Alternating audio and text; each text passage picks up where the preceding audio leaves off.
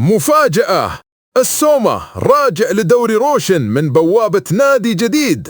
الظاهر ان النجم السوري الكبير عمر السومة مهاجم الأهلي والعروبة أول حسم وضعه بيكمل في دوري روشن بعد ما جاه عروض تسوى هالقيض، مع ان عقده مع العروبة خلص مع نهاية الموسم اللي راح.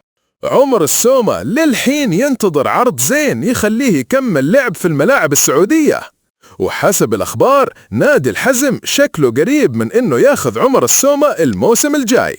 والسومة صرح إنه خاطره يكمل في دوري روشن لأنه يشوفه أقوى وأكثر احترافية، هذا غير الإنجازات والأرقام القياسية اللي سواها فيه. ويتصدر النجم السوري قائمة الهدافين التاريخيين للدوري السعودي للمحترفين ب155 هدف، ويجي بعده المغربي عبد الرزاق حمد الله لاعب الشباب بفارق 5 أهداف بس. ومن ناحيته عمر السومة اللي عمره 36 سنة لسه ما قرر وين بيروح بالضبط، مع أن فيه كلام إنه فيه أندية سعودية كثيرة تبغاه وتتعاقد معه الصيف.